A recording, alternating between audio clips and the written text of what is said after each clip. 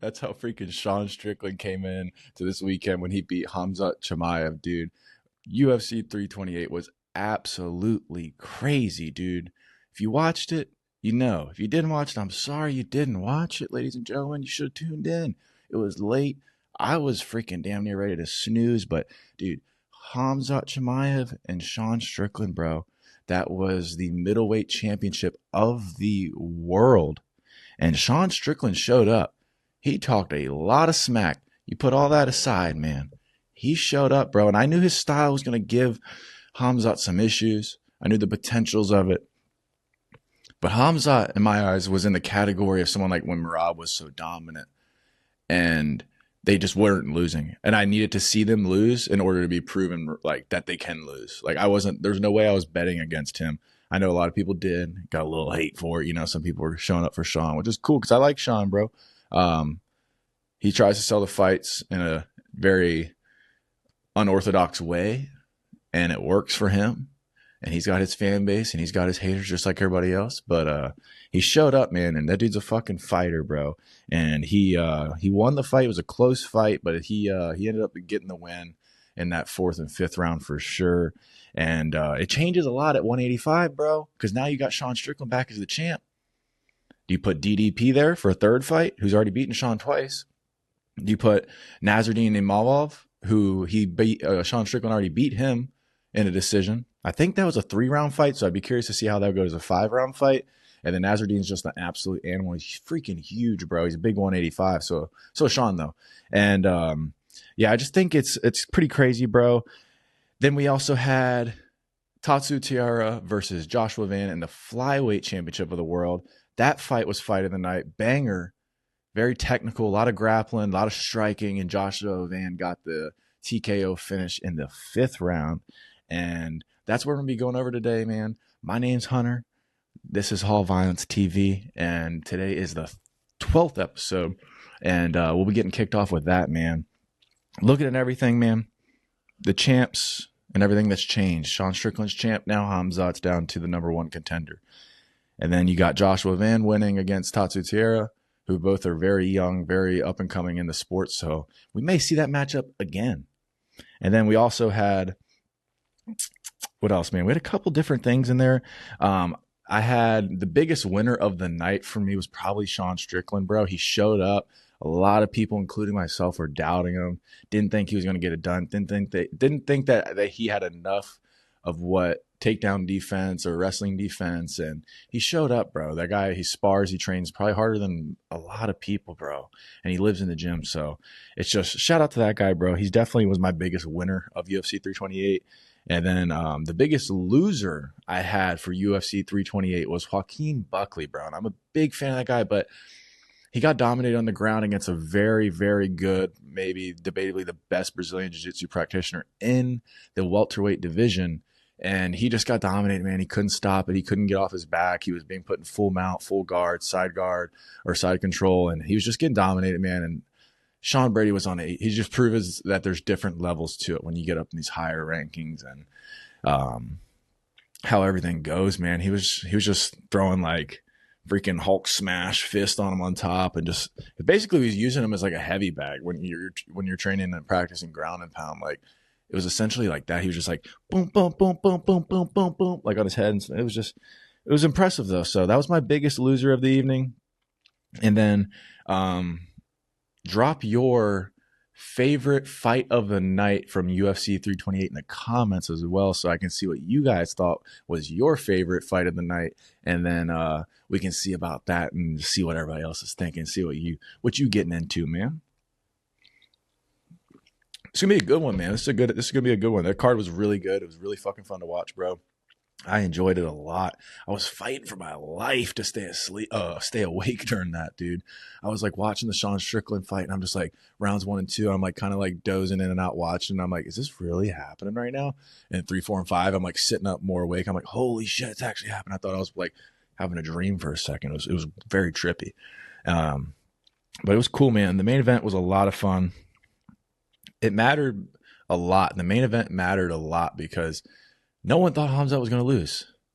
Not no one. There were a lot of people that picked Sean, so not no one. But it thought it was going to be very hard to beat him, and then let alone I thought like it would be tough for Sean out of all people to beat him, but he proved a lot of people wrong, man. And he is 2-time middleweight champion of the world. I'm excited to see that matchup that they put up next for him. So I think it's going to be good, bro. Middleweight division's popping off. UFC's catching some more traction with everything. This card only helped it more. So I'm excited for it, bro. And, it was just a good fight, bro. Like round 1, 2 was mainly like, it was on and off. And then Khamzat was dominating the ground and just kind of controlling that aspect. Striking was pretty even, in my opinion, in those rounds. And it gets to the later rounds. That's when you had Sean kind of picking it up. Sean got on top of Khamzat. We saw it seemed like his conditioning was getting to him. And my honest opinion with Khamzat getting a little gassed, or if anybody thinks he was gassed, or kind of died out towards the later rounds, dude, it had to be the freaking weight cut, bro. He looked so miserable and just dead when he stepped on that scale. And you can just tell he's not going to go back down to 185, bro. And I just think it's more exciting. Send him to 205. He's going to shake that division up even more. So that's more exciting. They need some grappling. They need some spice in that division. So it's a lot of strikers in that division. So it's pretty interesting when he gets in that mix up. So I'm excited to see Khamzat Chimaev move up to 205. Just got to wait for official announcement on that. But I do not see him making 185 again, bro. It was miserable to watch. So I think that played a big effect of why he started slowing down. And Sean just is like a shark in the water when he smells that blood, bro. And he just keeps going and going and going. And he's going to walk you down if you give him any opportunity to do so. So shout out to Sean once again, man. He got it done. I think a matchup with Nasruddin and Malvov is going to be a good one for him. Let's take a little quick gander at the card as well, bro, because we had some good ones on there, bro. I'm excited to see what they do for that. I think Strickland's going to get Nasruddin. I think he might get DDP potentially. And then for Khamzat, I think he's going to go up to 205. And I'm excited to see what matchup they give him there. It could be really any pick of the litter for there. You're going to have to give him a top 5 guy, in my opinion, because he's up there. And he's gonna I think he's gonna steamroll some dudes out there at 205. He's gonna be big, bro. He's already a big guy. Now he only has to go to 205. Psh, brother, it's gonna be a big mother trucker, and that's gonna be a problem if he is in that light heavyweight division at that size, not cutting as much weight. And that's gonna be a terrifying man at 205. So if you're in the light heavyweight division of the UFC, look the fuck out, because Khamzat Chimaev is coming your way. So stay tuned for that. And then co-main event of the evening, bro. We pull that up. We had Joshua Van versus Tatsu Taira. And it was the fight of the night, bro. It was a banger. And went to the 5th round. TKO stopped by Joshua Van. And he just put it on Taira. And he just seemed like he just had the edge a little bit more with the striking department. Taira had the grappling exchanges taken care of for the most part, but Josh was able to withstand when he was put in bad position. So he did what he needed to do, and then he just had that edge at the end, was able to close it out. And I think we'll see that matchup again, but I'm excited because we need to see the Joshua Van versus Alexandre Pantoja 2. We need that rematch ASAP Rocky yesterday. And I'm excited for that because I think that one's going to be a banger. I'm a big, big, big Alexandre Pantoja fan. And I think he is pissed off, bro. He wants his mother trucking belt back. And I think a lot of people are sleeping on him and writing him off because of the last fight and him breaking his arm and all that stuff, bro. So I'm excited for it. I love Alexandre Pantoja. I like Joshua Van. But I do think the fame and the champ status is getting to his head a little bit. I think he's getting a little airheaded. I like the guy. I think he's cool. He's humble and all that stuff, but I can tell the way he talks about certain things. It's just like, I don't know, bro. You're kind of playing with fire when you start talking about Pantoja like that, man. Like, I don't know. Like, I'm not hating on him that he won the belt or anything. It wasn't his fault that Pantoja fell and broke his arm. Pantoja shouldn't have fell and broke his arm if he would wanted to fight and win that fight. You know what I'm saying? So it's just like, I get it, but to talk down on Pantoja in any sense, it's just kind of like, damn, bro. You're talking about the most dominant champion in that division. It's like, he might come and knock your head off and choke your ass out, or he's already said he's going to make it a 25-minute grueling, just miserable time for Joshua Van. So I'm excited for that rematch. That's going to be dope. And it's going to be dope, bro. Another fight I had on my radar that I was excited to see was King Green versus Jeremy. Who the fuck is that guy? Stevens. Dude, that fight was dope. I knew it was going to be dope from the start. It only went to the first round. It was a rear naked choke by King Green, bro. And I think this was like his 35th something crazy win. Like amount of wins or something like that. Both of them, both UFC legends. They've been in the UFC for a hot minute. Jeremy Stevens does all the BKFC, all other stuff. He's doing the crazy stuff. But King Green, bro, he's out here still winning, and he might just made himself a contender in that lightweight division like once again in his career. So I'm excited to see what that switches up and what that adds to the lightweight division because, bro, he looks like he's pretty good right now with that rear naked choke against Jeremy Stevens. It was nice, bro. And they were duking it out on the feet a little bit before, so thought that was pretty dope. And then another fight I had on my radar was the Atiba Gaultier versus Ozzy Diaz fight. It's a middleweight bout. Atiba Gaultier is a middleweight, bro. He's from Cameroon, and he's a fucking animal, bro. The dude is built like a Greek god, and he moves just crazy agile. He's only getting better. He's got crazy power. He's fast. He's slick. And he's big as a mother flipper, bro. He's huge. And he won by a round 2 win there. So it was a TKO against Ozzy. It just sent him with, I think it was a overhand right hand. And he just, boom, just caught him like right over top of the head, right over top of the ear. And it just put him down. And the guy just folded like a lawn chair. It was pretty nasty. But he was on my second fight that I liked for one of my fights of the night. So stay tuned for Atiba Gaultier, bro. He's a legend, or not a legend, but he's a serious contender in that middleweight division. I like to see what he shakes up in that division as well as he gets more and more into it. And then for my little violence of the night, I have a little segment I'm going to do. So violence of the night is going to go to Jim fucking Miller. He's in his late 40s, legend, still just winning. He continues to fucking win, bro. The guy doesn't stop winning. He always finds a way to win. He's a legend. He's just tough-nosed, gritty guy. He's a father, husband, all that stuff. He just recently came out after the win that his son just got done beating cancer. So that was just a crazy, like, emotional moment to see that he won. And then his kid and everything like that surviving cancer and beating it. It was a really dope moment for the UFC and for Jim Miller. So shout out to him, bro. He's a legend. And I'm going to give him the violence of the night, bro, because going out there and doing that in front of your family, in front of his hometown, he's from New Jersey and all that. So that was dope to see, bro. And then he just signed another five fight contract with the UFC, Dana White said earlier. So he's going to be around for another 5 fights at least. And then that 4th fight is going to be his 50th win if he won all 4. And then a 5th fight gives him an option and stuff like that. So I'm excited to see that for fucking Jim Miller, bro. So shout out to him, bro. He went out there and beat Jared Gordon in a submission, and it was a guillotine, bro. Don't be silly. Jump the gilly, as Dustin Poirier says, bro. Jump that gilly. If it's there, it's there. And he fucking got it, man. Shout out to Jim Miller. I got a little lollipop, man, a little Ridge Rush. It's like a prebiotic soda.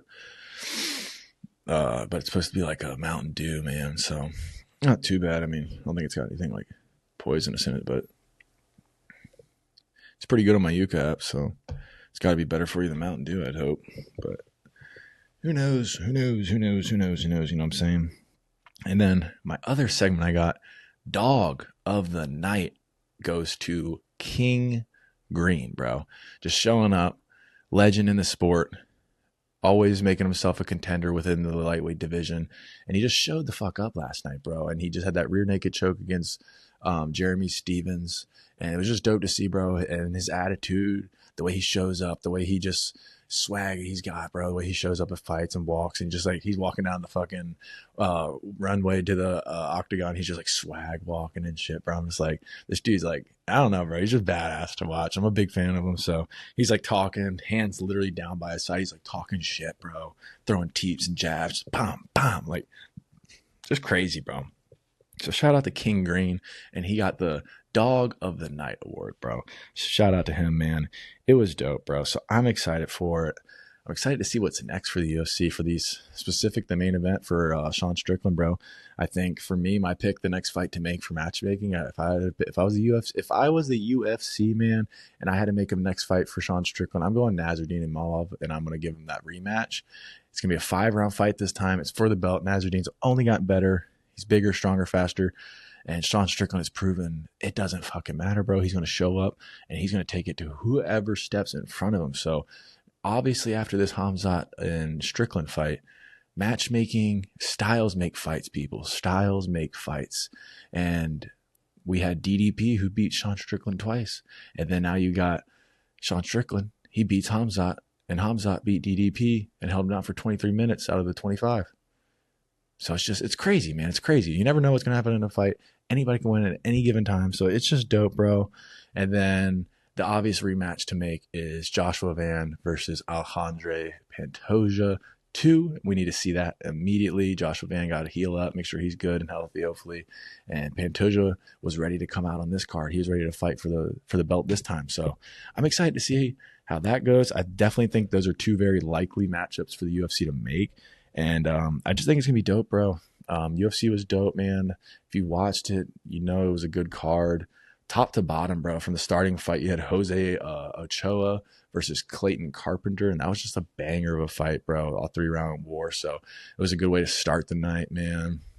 Undefeated Bangasaur Sursakayev. He goes out and gets a submission, and he's just a dominant guy, bro. So shout out to that guy, man. Shout out to the UFC. Shout out to Joe. Who's Joe? Joe Mama? No, I'm just kidding. Not really, man.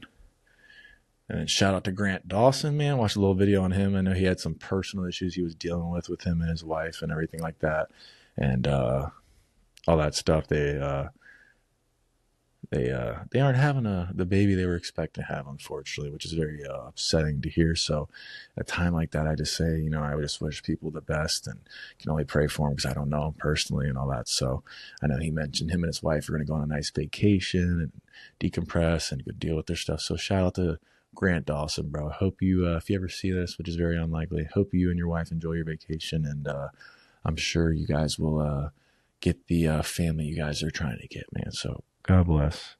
And let's move on from that and change it up. Dude, another guy I was talking about, bro, Yaroslav Amoslav. Yaroslav Amosov. He's from Ukraine, bro. He just came from, I think it's Bellator. And a lot of guys that are coming from Bellator, they're not doing so well in the UFC. He's the first guy to come in, got a submission. It was in the second round. And fought a tough guy, Yoel Alvarez from Spain, and that was a good fight, man. He was the favorite to win anyway, and yeah, I think he's got some crazy record, bro. What's that guy's record? Yeah, he's got some type. He's 29-1, so last night makes him 30-1, I believe. It's pretty insane, and that was his UFC debut, so that's pretty dope, bro. And he got performance of the night, so he got a little extra cash in his pockets, brother. But yeah, man. And then shout out to Sean Brady. We already talked about him. You had Alexander Volkov win a decision against Waldo Cortez Acosta. That could have went either way, in my opinion, but it was a good fight. It was a good scrap. I like Alexander Volkov personally a lot. I think he's a good guy. I think he's 6'7", 250, 60 pounds. Like, that's just a huge human being, bro. So it was dope to see, man. UFC popped off. They did their thing, man. So we're just out making a recap of it. Hopefully you got to see it and enjoyed it. And hopefully this recap helps. I'm going to do some editing and get some editing and all that shit in there and make it as best I can and entertaining as possible, man. And yeah, man, I'm excited to see that. Excited to for the fights here coming up and coming, see what the UFC's got going on and all that. They got a couple events coming up. I don't even know the next event. Let me see, man. Let me pull it up here. We got Khamzat Chimaev versus Sean Strickland. That was a banger, man. Oh, we got our boy, dude. UFC Fight Night. Arnold Allen versus Costa. Oh, that's a banger. That Costa dude's a fucking killer. Yeah, when is this one? May 16th, so it's coming up here. It's going to be in the Apex. Yeah, Arnold Allen. Love the dude. Think he's freaking hilarious, bro. And he's just like very skilled, goofy guy, but all that aside, that's going to be a banger matchup. You got Arnold Allen versus, bear with me here, Meliquizel Acosta. That's a banger. I've seen that guy's highlights, bro. He's got like the multi-different hair colors and stuff, and he just knocks dudes out unconscious. So it's a number 7 versus 12 fight in the featherweight division. You can shake it up. Could have a new guy from Brazil coming up, take on number 7 contender Arnold Allen. You got Duhu Choi and Daniel Sotos. Yeah, okay, we got some good fights on there, bro. We got some good fights on there. The next numbered card, what do we got? We got a couple. Oh, it's the UFC 250. So the Epstein card. So like I said, fuck where the fight's at and all that extra political bullshit. But I'll talk about the fights because I do like the fight matchups. I like the fighters that are on there for the most part, and I think they're going to be some good scraps, bro. I think it's going to be a good event, so we're just going to try to enjoy it the best we can. And yeah, we got the Bobby Boucher jersey on. Waterboy. If you don't know, that's crazy. If you've never seen the Waterboy, bro, that's a little unfortunate. I don't know what culture that's a part of, but you got to culture yourself in that aspect. But yeah, man, this was a nice little recap. I was excited for this one. I was excited to talk. I was excited to see the fights. I was excited for the matchups. I was very, very, very optimistic about how this card was going to go. And I'm glad it performed the way it did. And I was excited to do the recap for it. Very excited. I think it's going to be a good time. Good outcomes for everybody. And regardless wins or losses and stuff like that, Sean Strickland, he's got the belt now. So shook up the middleweight division quite a bit. And then we got Khamzat, probably most likely moving up to 205. He's going to shake that division up. And yeah, that division's going to be on the notice for Khamzat Chimaev coming in. He's going to be huge, bro. Khamzat Chimaev at 205, that's freaky. He used to be 170 back in the day, bro. Guy used to suck out some weight, and he still did. He looked so freaking like zombie, dude. I didn't think he was going to make it. It looked bad. So glad he made it. Glad he performed the way he did and everything like that. It wasn't the outcome he was looking for, but he still always performs and brings the excitement. So shout out to those two fellas for making the main card and the main event. So that was pretty dope, man. Appreciate everybody, man. I think we're at like 86 subscribers. So we're getting to 100, man. We're almost there. Just hit 200 on Instagram, followers on Instagram. So we're getting that. We're getting a little bit of traction. We're getting a little bit of a community. So just trying to get the engagement up. So, if you can, man, just take a second, just like it. Leave a little comment or something, bro. I know I always say it, but you kind of got to. And then subscribe to the channel if you haven't already, bro. I'm on here breaking it down, give my opinions, picks, and stuff like that. You can roast me, make fun of me, whatever you want to do. I don't give a shit. We cool around here. So, whatever you want to do, whatever floats your boat, whatever, Jim's your jam. I don't know, whatever the kids be saying these days. But, yeah, man, this was a pretty solid one, I feel like. So I'm gonna get this edited, uploaded, and all that stuff, so you have something to chill on the couch this Sunday evening to watch. And if you didn't catch the UFC, hopefully this breaks it down for you. I'll add in some clips and some pictures and all that stuff just to trying to make it better. So we'll get everything. It's only going to get better. We're only going to keep evolving. So that's all you can do in life, man. Try to do better. And if you're not trying to do better, what are you doing, man? You got to do better. You got to try to set yourself up for success and surround yourself around people that are going to support you trying to get to your successes and your goals and your aspirations and everything like that. And if you're around people that don't support you in your goals and aspirations, or they put it down, or they this or that, or they don't pay attention when you're talking, they probably aren't good people to be around. You know what I'm saying? So look out for yourself. Surround yourself around good people, bro. Have a relationship with God. I love you. Jesus loves you. And don't forget to like, comment, subscribe. Appreciate you watching another episode of Hall Violence TV. My name's Hunter, and this is Jackass. No, I'm just kidding. I appreciate you. Hope you have a good rest of your weekend. Get ready for the week. Don't, drink your water, meal prep, do all your stuff you need to do for the weekend. And hopefully you have a good start to your week. If anyone ever needs anything, you can reach out to me and just send me a DM, a message, whatever it is, whatever way you can.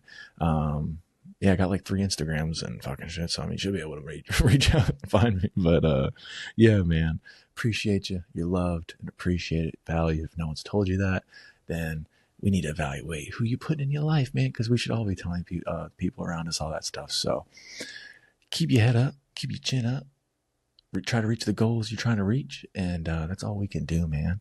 And just keep some faith, man. Have some faith. If you have a little bit of faith, it'll take you a long way. If you have a lot, it'll take you a lot farther than you think it will. I keep going to reach my glasses, but I'm not even wearing my glasses right now, so jackass. But yeah, this is Bobby Boucher, another episode of Hall Violence TV. Appreciate you. Like, comment, subscribe, and catch you on another episode. Peace.